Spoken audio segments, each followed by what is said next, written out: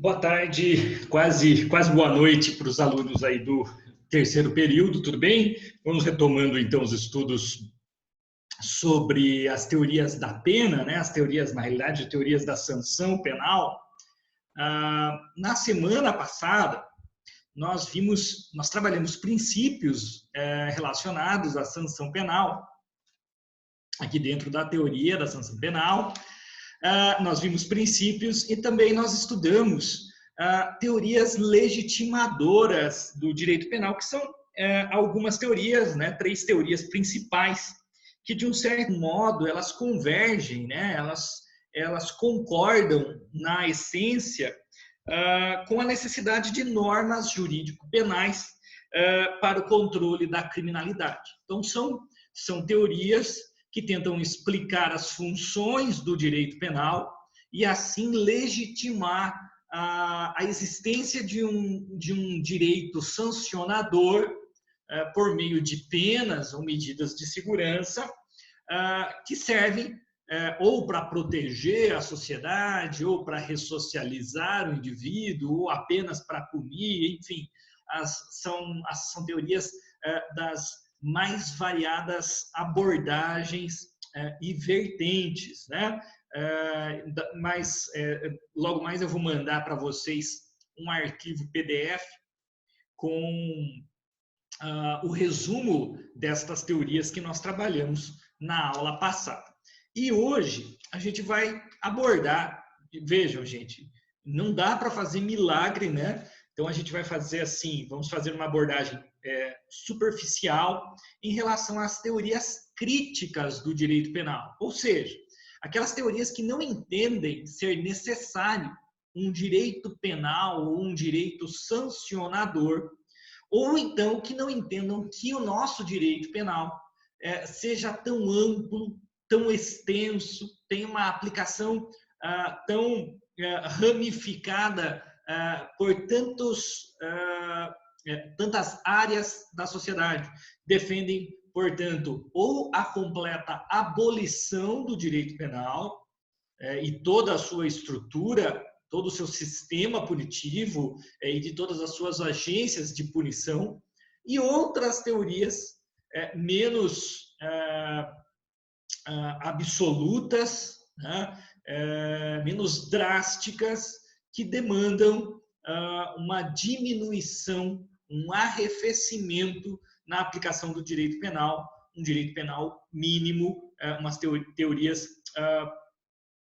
que tratam de um direito penal minimalista, tá? Que atenda só àquilo que é realmente necessário. Então, a gente vai falar hoje exatamente destas teorias. A semana passada falamos das teorias legitimadoras, esta semana falaremos de algumas teorias deslegitimadoras do direito penal. São teorias bastante importantes para a academia também, para fazermos contraponto às teorias legitimadoras. Precisamos entender também as teorias deslegitimadoras. Então, as teorias deslegitimadoras, elas surgem basicamente em movimentos de política criminais nos anos 60 e 70 nos Estados Unidos, sempre na linha da deslegitimação do sistema penal e como vertentes de uma criminologia que se separa da criminologia tradicional, né, a chamada nova criminologia ou criminologia crítica. Então, abolicionismo penal e minimalismo radical são vertentes de uma criminologia crítica ao que se tinha de direito penal estabelecido, criticado principalmente por Michel Foucault na obra Vigiar e Punir. Bom, vamos dar uma olhadinha, então, primeiro, no abolicionismo penal. O abolicionismo penal, ele nega, né, um compêndio de teóricos, né, de doutrinadores, de sociólogos, de estudiosos, que nega consistência científica às premissas, às bases daquelas teorias que legitimam o direito penal, né? Tanto as absolutas como as relativas. Então, o abolicionismo penal ele vai pregar a imediata abolição de todo o sistema de justiça criminal, que é, em si mesmo, um mal social que cria mais problemas do que resolve. Então, isso é, obviamente, um resumo do pensamento do abolicionismo penal. O direito penal, em si, ele mais gera problema do que resolve problema. Então, são expoentes o próprio Foucault, né, a gente vai trabalhar um pouquinho à parte, seria assim a primeira referência teórica em termos de abolicionismo, Michel Foucault, mas também Mathiesen, Arnold Plack, Nils Christie, Luc Husmann e no Brasil Tobias Barreto, Juarez Cirino dos Santos, também são exemplos de doutrinadores que estudam o abolicionismo penal. Bom, vamos dar uma olhadinha aqui na base argumentativa do abolicionismo penal. Não é pequeno, são vários argumentos. É óbvio que a gente está tratando aqui, gente, e esses argumentos, que aqui são 12, né, são extraídos do pensamento do Husmann, do Christie, do Foucault, do Mathiesen, de estudiosos do tema do fenômeno do direito penal, e que aqui colocam alguns argumentos contrários à existência ou à manutenção do direito penal. Tudo bem? Para regular a nossa vida em sociedade. Então, número 1, o sistema penal é incapaz de prevenir, de fato, a prática de novos delitos. A prevenção, portanto, seria um mito, né? Ela seria uma esperança que, na realidade, não se concretiza.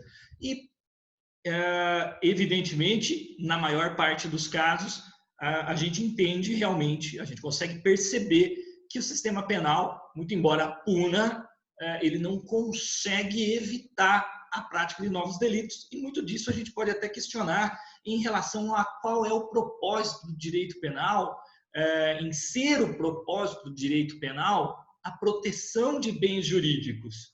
Se o direito penal ele só incide depois da prática criminosa, então o propósito dele real não é proteger bens jurídicos, porque ele só vai ser aplicado efetivamente depois que o bem jurídico já foi lesionado, o objeto já foi furtado, já foi roubado, o dinheiro público já foi saqueado. Então, o direito penal ele viria depois, seria incapaz de prevenir de fato a prática de novos delitos, mesmo porque esse ideal de ressocialização, pelo menos num sistema penal que nós temos mais contato, que é o brasileiro, esse propósito ressocializador, ele não passa realmente de um mito, né? Outro argumento, o sistema penal é um sistema seletivo, né? Ele pinça lá das camadas mais miseráveis a sua clientela mais normal, vamos dizer assim, né? Então, as cadeias, né, as penitenciárias, realmente elas estão lotadas de pessoas que vêm das camadas mais baixas no sentido socioeconômico, né? As pessoas pobres, as pessoas mais miseráveis. E existe, obviamente, um privilégio das classes dominantes, na medida em que muitos crimes praticados pelas classes mais altas, no sentido socioeconômico, não chegam sequer a ser investigados, eles não são preocupação das agências de punição, das agências de investigação. Tudo bem? Um terceiro argumento é que o próprio sistema penal atua ele mesmo na ilegalidade, porque é evidente a violação de direitos humanos, porque existe um arcabouço de crimes, né, na base aí de 2.000 crimes só no ordenamento jurídico brasileiro, que evidentemente é muito superior à capacidade das agências punitivas absorverem esses crimes. Então, o Brasil não está, utilizando como exemplo, ele não está capacitado por suas agências de controle formal, as delegacias, os ministérios públicos, o próprio judiciário, a apurar e punir todos os crimes que são praticados no dia a dia, mesmo porque são muitos, né? Então se diz que, embora nós tenhamos quase 2.000 tipos penais, os que prendem mesmo cabem na palma de uma mão, são 5, na realidade, os tipos penais que realmente colocam na prisão. Então, existe um sistema que atua nesta ilegalidade, seja porque as agências de controle formal atuam no limite de sua capacidade, além do limite de sua capacidade, na realidade, né? E com clara violação de direitos humanos, além de ser um sistema feito para não funcionar, dada a sua evidente incapacidade de punir todos os crimes que são praticados. Tudo bem? Vamos dar uma paradinha, a gente volta num outro vídeo para a gente não sobrecarregar aqui o sistema, tá bom? Vamos lá.